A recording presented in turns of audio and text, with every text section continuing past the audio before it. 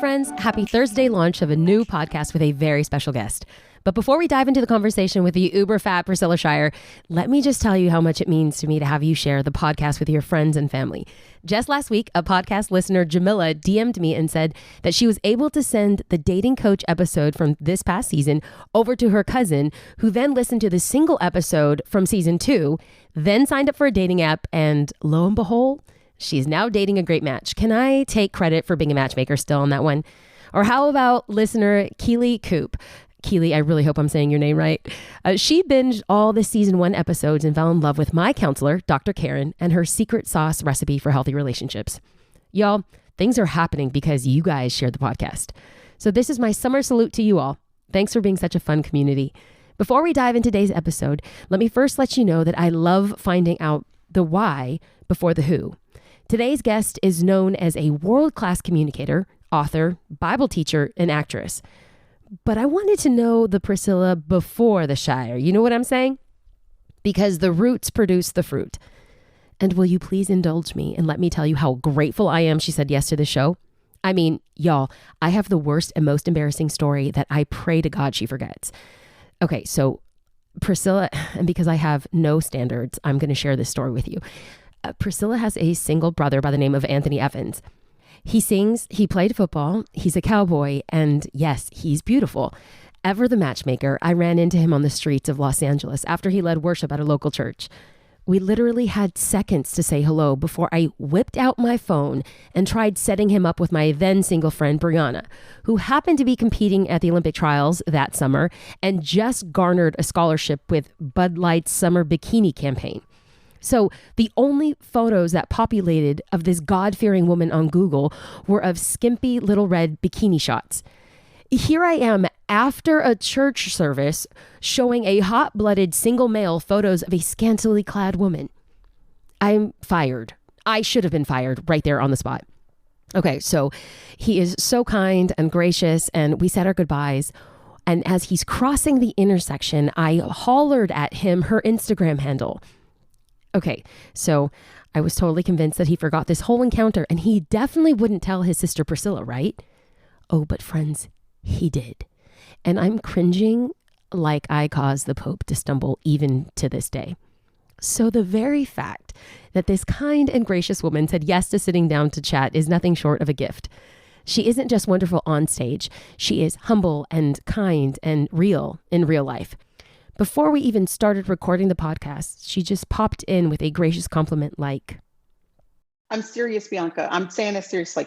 Your, I was about to say personality, but it's not that. It's your persona is so inviting and so warm. It's the same thing that draws people in when you are standing on a platform in front of them. It's your voice. It's what you're sharing. It's how you relate to people. I can totally see why folks would want to be engaged with you in a podcast. So I totally get it, why it's done so well. see, she's just the most real and down-to-earth person, and I'm here for it. In our conversation, we talk about her journey from DK to Priscilla Shirer, her start to ministry, how God has been so able in her life, and her words of wisdom for all who feel tired and weary in this season. Before we dive into the interview, let's first hear a word from our sponsor who makes this podcast possible. If you haven't heard about Anchor, it's the easiest way to make a podcast. Let me explain. 1, it's free. 2, there's creation tools that allow you to record and edit your podcast right from your phone or computer. 3, Anchor will distribute your podcast for free, so you can be heard on Spotify, Apple Podcasts, and many more. You could also make money from your podcast with no minimum listenership. It's everything you need to make a podcast in one place. Download the free Anchor app or go to anchor.fm to get started. Miss Priscilla, can I just say welcome to We're Going There? Girl, thank you so much for having me. I'm so grateful. Okay, so this is a podcast, so no one can really see how big I am grinning, but I'm Me just either. They can't see grateful. my grin. I am so grateful that we get to spend time together. For those that may not know a little bit of the huge resume that you have, your pride and joy is being a wife and a mom, but there is so many more facets. You're like a diamond. You are multifaceted. You are a writer. You are a speaker. You are a preacher, whether you wear that title or not. You are a movie mogul, actress. I mean, girl, what don't you do? So many things, girl. So many things I don't do. I am so excited that you are on the podcast. Can I just say thank you for your time, but more so, thank you for your words. I feel like your words have shaped and shifted so much of my generation, and I'm privileged for you to be able to have a light conversation today. I'm so grateful that you invited me. Seriously, you know, I'm a Bianca fan, girl. So thank you.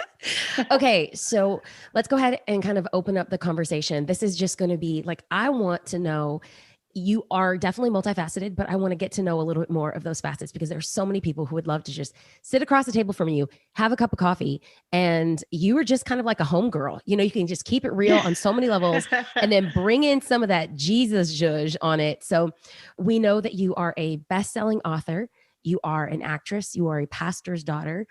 And so we see so much of who you are now. But I want to go back to maybe the Priscilla that people don't know from Instagram or from Facebook or from preaching at their local church conferences. In fact, I don't know if these letters are right, but I want to know about DK. Of course It you bring is that DK. up. I knew it. I was like, DK. what was it? What was it? It was two letters. It was two letters. Yes. Okay. Yes. So now for anyone who does not know, I want to know about Okay. DK. Tell us about DK. I'm so glad you asked about DK. So when I went to high school, I transferred from a private school that I had gone through from kindergarten through 8th grade. And then freshman years when my parents sent us over to Duncanville High School, which was like the largest high school in the Dallas-Fort Worth Metroplex at the time. And now you have to get the picture here. I'm going from having like 13 kids in my class at this private school to having 750 kids in my class. So not in the high school, but just the freshman class was 753 kids. So I just thought, this is a huge, wide, vast world of people I don't know. And I thought it'd be a fun experiment, which gives you a hint into the kind of kid I was, just mischievous. I thought it'd be a fun experiment to just give myself a new name and introduce myself with this new name. And I had met this girl whose initials were DK and people called her DK just in another, part of my life. I'd met this girl. So I thought that would be kind of cool to just take on these two initials, introduce myself that way, and let me see if it'll catch on. And to make a long story short, Bianca, for the whole 4 years of high school, not a student, a school nurse, a principal, counselor, teacher, no one called me Priscilla. Everybody called me DK. It was monogrammed on my athletic uniforms, on my Letterman's jacket, to the point that my mom looked at me one day in my senior year and she said, "Now, Priscilla, your father and I have not minded this little DK business, but let's be clear. When you walk across that stage and they put a diploma in your hand, there better not be a D or a K anywhere in sight." So that was my little high school experiment. And still to this day, if someone yells across the grocery store or the mall or comments on social media and says, "Hey, DK," I know that I knew them from those 4 years of my life because everybody called me DK back then. I love that. I love that. Okay. So after high school and you kind of like awakening into who Priscilla is now in this season, this is post high school, pre-marriage, pre-motherhood, pre-even ministry. If you notice, I love me some alliteration, all beginning with M. It's Yes, the preacher's girl. daughter in me. I'm sorry. Yes, it is. So before all those, what were you doing? And what was kind of like, did you sense this God call upon your life? I think so many people want to know, like, before you became the Priscilla that we know, what was that journey like before? Well, I had no concept for going into ministry like this. I didn't think about it. It wasn't an ambition or something that I was aspiring to at all. Not because I was averse to it. It just wasn't in my wheelhouse of thought. I went to school for communications, broadcast journalism. I wanted to be a news anchor. That was my goal. And I was willing to, do what you got to do to be a news anchor. You got to start in Podunk, Nevada, and, for $12,000 a year and earn your rights to be called a journalist. And I was so excited about that whole life. So while I was in college getting my degree, one of the things I did just for experience in the field of communication was I got an internship. And the place where I could find an internship was KHCB Radio in Houston. And it is a Christian radio station. They gave me 1 hour a week on Saturday mornings. That was my hour show where I played music mostly. But every 3 or 4 songs, as DJs do, I would come in and I'd talk for 60 seconds. I'd say something encouraging, maybe share a Bible verse, just whatever. And I did that throughout all of college. Well, sporadically through those years, people began to call the station and say, "Hey, will that girl come and do a Bible study for women's group? Or will that girl come and MC our event? Or will that girl come and just encourage the women? So here I was as an 18-year-old, 19-year-old, 20-year-old. Sometimes I'd show up, there'd be 10 people there.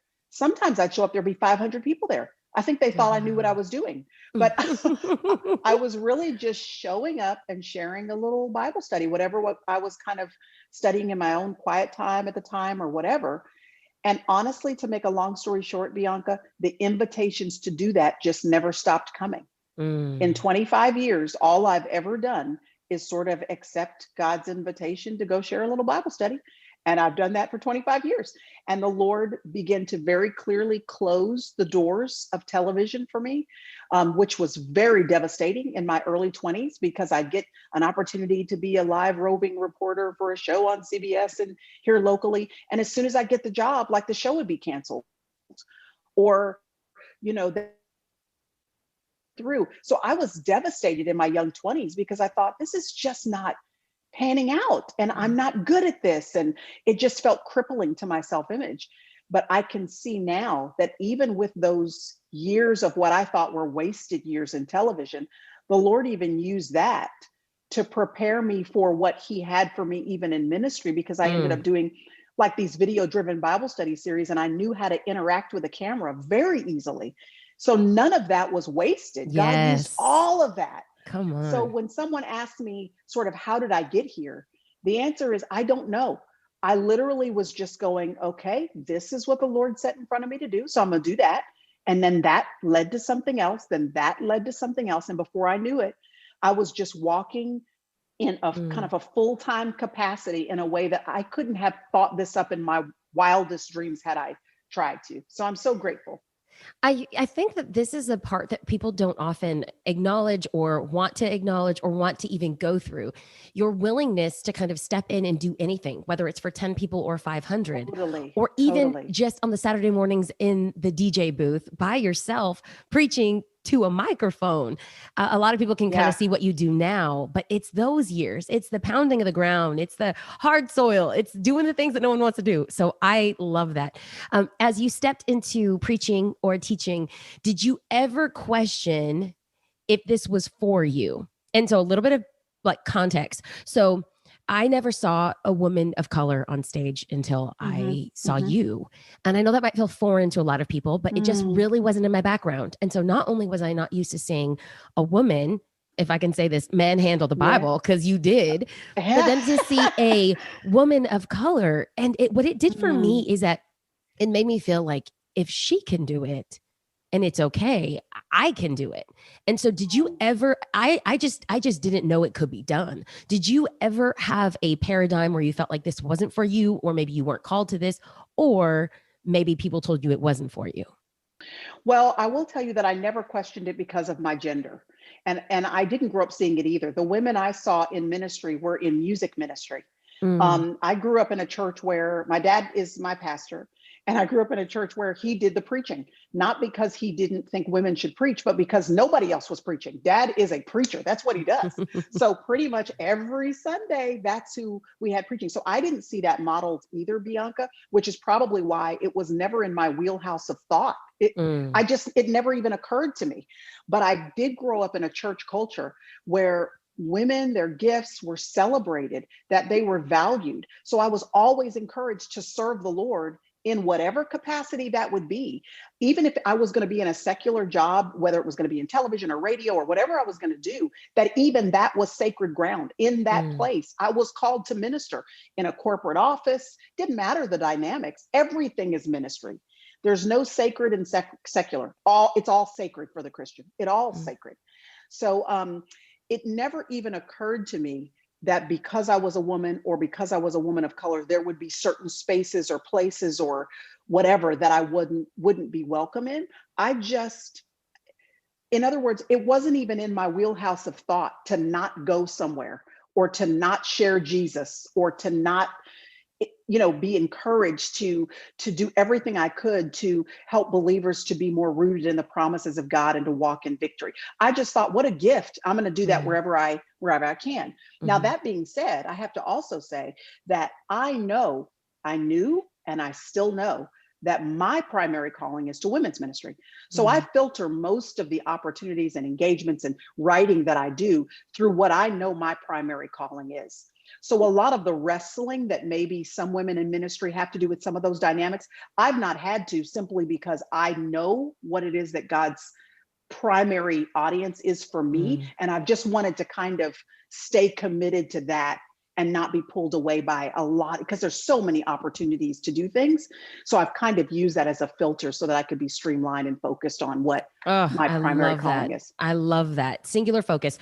Okay, so who have been some of your inspirations, male and female, young and old, who have been some of your inspirations as you were starting and then even now? Because you're a constant learner. You can tell by the way that you speak and the way that you write. You are always wanting to learn. So I want nosy minds want to know, inquiring minds want to know, who were some of those formative voices in your younger years and who are the formative voices now?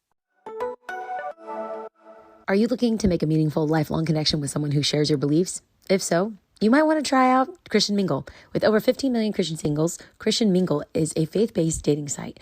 Their ability to help members make quality connections is the thing that sets them apart. They have robust profiles, personalization features that can help you connect with other like-minded members. Plus, their suite of communication tools helps you meet more people and make deeper connections.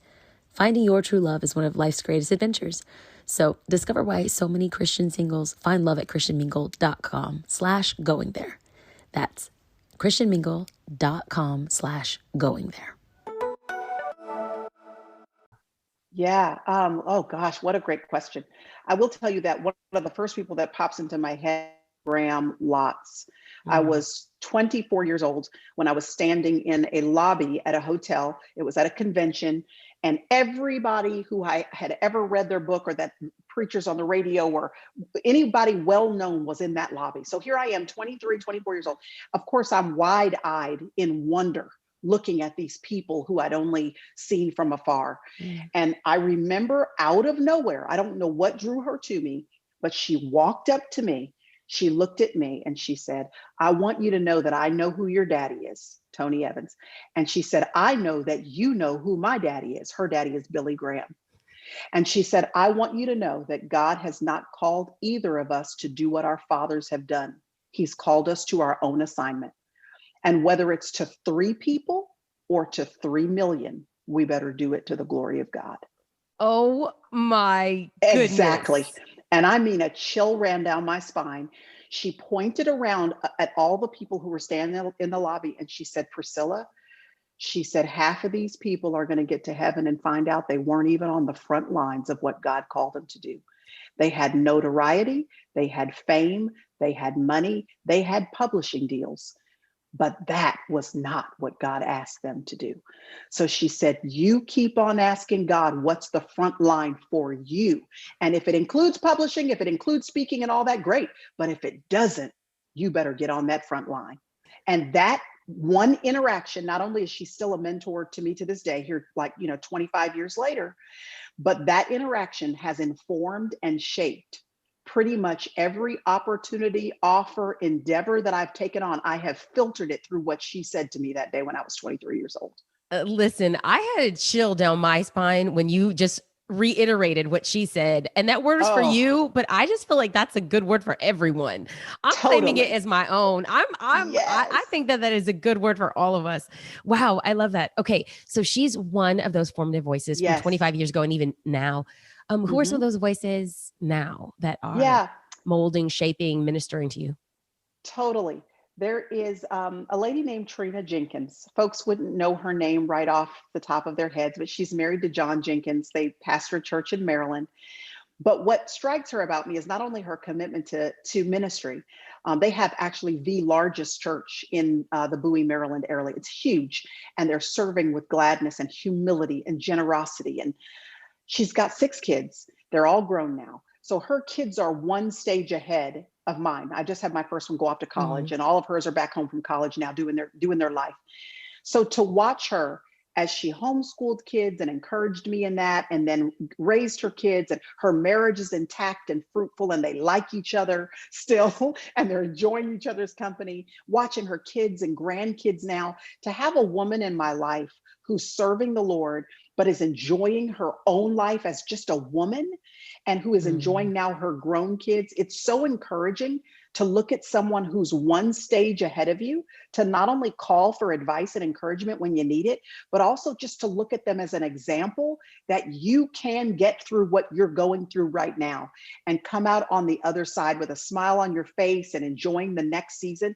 She has been just a beacon of that for me. So I'm so grateful to her for that. And gosh, I could give you like a laundry list of other women whose teaching, whose writing, whose ministry, whose marriages, whose sense of motherhood as they've raised their kids have been an investment in my life. But she is definitely one of those women.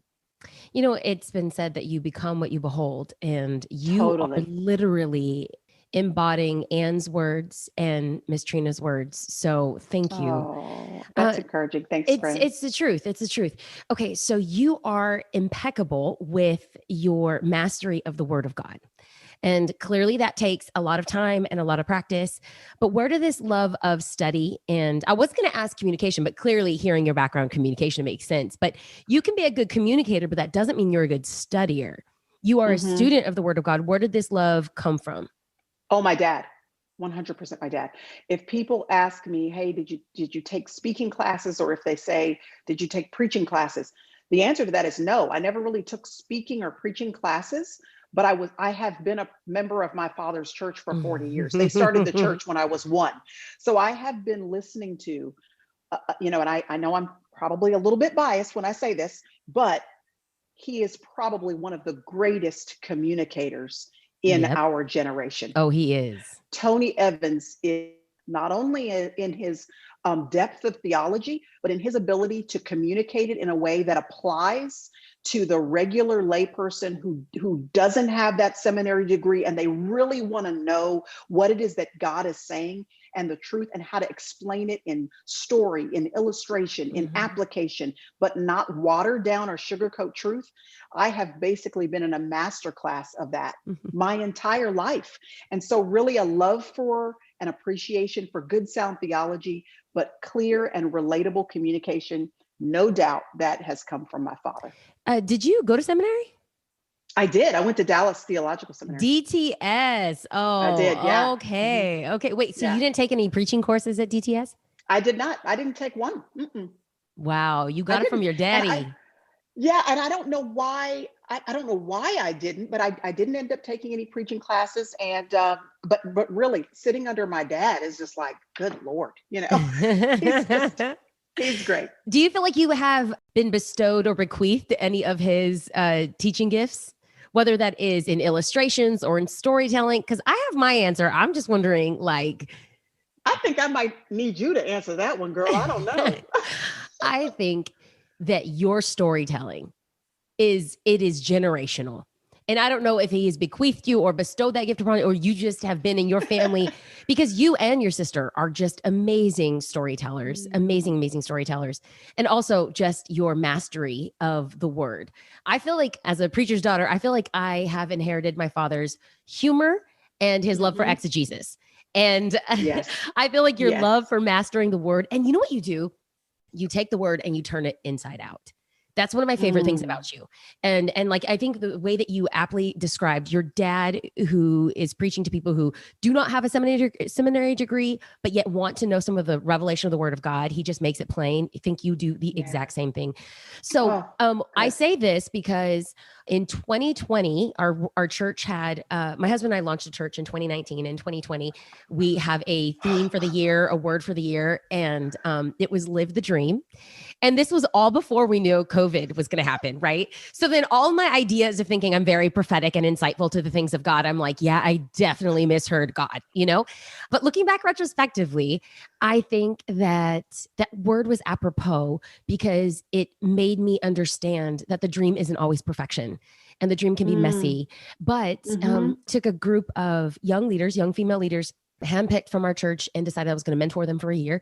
And one of the books that we were going to go through together and exposit was God is Able. So our Oh, theme that's verse great. for Live the Dream was Ephesians 3:20. And I will start by saying we kicked off the year in January with our Vision Sunday, and I taught that week and I taught on Ephesians 3:20. I thought I did a good job until I listened to your message and read your book, God is Able. And I'm like, oh, I just serve people some chicken nuggets when Miss Priscilla is Girl, serving please. people a steak meal. So clearly, for those that don't know, Ephesians 3:20, now to him who is able, and you just take that verse, for him who is able to do exceedingly abundantly beyond all that we can ask, think, hope, or imagine, to him be the glory. Now you take that verse, and your whole verse was out of that one, your whole book was out of that one verse. Where did that come from? What spawned that? What in your faith affirmed that our God is able? Hey friends, Interrupting the Podcast with a special update. In 2021, it's definitely okay to talk about our mental health and happiness. Humans aren't meant to keep everything inside. It makes us sick. And therapy helps. But what is therapy exactly? It's whatever you want it to be. Maybe you're not feeling motivated right now and would like some tools to help. Or maybe you're feeling insecure in relationships or work, not dealing well with stress. Whatever you need, don't be ashamed of normal human struggles to start feeling better, because you deserve to be happy. And now you don't have to worry about finding an in-person therapist near you. BetterHelp is customized online therapy that offers video, phone, and even live chat sessions with your therapist, so you don't have to see anyone on camera if you don't want to. It's much more affordable than in-person therapy, and you could start communicating with your therapist in under 48 hours. Join millions of people who are seeing what therapy really is about. See if it's for you, because you're your greatest asset. This podcast is sponsored by BetterHelp, and we're going their listeners get 10% off their first month at betterhelp.com/WGT. That's betterhelp.com/WGT. You know, that's so interesting you asked that question, because I think I wrote that book a decade ago now. It's been at least 10 years, I think, maybe No. 7. Yeah, Are you 7 or 8, if serious? not 10. Yeah. I hadn't even hmm seen it until like I was just like, well, this is our theme verse for the year. I should pick this book Yes. up. Oh, wow. Yes. It's been a minute. And what I was thinking when you just asked me that question was what that means to me now Mm, is something even more deeply rooted than what it would have meant to me then. Because the mm, longer you live and the more you have to wrestle through disappointment, discouragement, expectations about life not lining up with the way you thought it would be. yeah. In the last 2 years, Bianca, I know you know this, but we've lost so many family members. We've lost Mm-hmm. 8 family members in 2 years, 8, Mm, and not like distant family members, like our people. yeah. The whole landscape of our family has changed in the last 2 years, the last of which was my own mother and then my mother-in-law 8 months later. Oh, And for my mother, anyway, we were, believing God for healing. We were praying. People across the mhm. globe were praying for that. We just were like, oh, of course, God can. We know He can. We know He's able. Ephesians 3:20. Whether or not He will is His business, but believing that He can is our business. So we're going to Mm, believe for it, and then God, you'll be glorified in this. But He decided to heal her in heaven, which we know she's healthy and whole now, and she's with mm, Him. But the disappointment and it's like your mind is kind of like, wait a minute, why, Lord, would this be your response? And as I wrestle with that, and the great thing about our God is that He lets us wrestle, meaning yeah. He's not asking me to be superhuman and not feel disappointment or discouragement or sadness or wrestle with grief at the loss of my mom and other family members. But I get to ask questions of God without questioning God, meaning Mm, I still know He is who He said He is. And I mm, still know that He can do what He said He can do. I believe Ephesians 3:20, even in light of the fact that He didn't answer that particular request in the way that I would prefer, because here's what Ephesians 3:20 and 20 reminded me of, and led me to believe, that carried me and anchored me through everything we've been through in the past 2 years. It's this, that there are categories of answers and solutions that I don't even have access to in my finite, limited human mind. In mm, other words, when I pray to the highest capacity of solution, Lord, if you do this, it'll be the biggest miracle ever. That pinnacle of request is still at the lowest fringes of the categories of options that He has available to Him. yeah. His categories have generational impact, the likes of which my mind can't even fathom to even pray for to begin with. So when I pray, I say, Lord, yeah, do this, do what I'm asking, please, Lord, or do something better. Do something, but I've got to leave margin for the fact that there is better that my humanity doesn't even have the capacity to touch. So what Ephesians 3:20 and 20 did for me in preparing me for what I just went through and in anchoring me through it is to remind me that even though his answer did not look like I would have preferred, there is a way in which his glory will be displayed more massively, broadly in scope. There will be effect upon generations to come. I'm talking about my grandchildren and great-great-grandchildren who I may never meet. There's going to be impact on them and residual runoff on them that is going to be a blessing. And I just trust that and believe that. And that keeps me hopeful, even in light of what seem like hopeless circumstances. Well, listen, you cannot write what you have not lived. And so you have lived this out on display so beautifully. As we kind of wrap up, whether it is us coming out of COVID and, things have been shut down for so long, what have you been learning in this season? And as we kind of close out, like what would you want to tell yourself 10 years ago? Because I think I was always interested in wisdom that we learn. You had said, hey, this book came out 10 years ago and what this book means to you now has really impacted you. So what would you tell to that person who is 10 years younger and wanting to learn from your wisdom? What would you tell yourself and what would you tell her? Yeah, I would say seasons change. The season you're in right now, with all of the struggle you're facing, all of the difficulty, all of the stuff that frustrates you in the moment with the toddlers or the teenager or whatever, seasons change.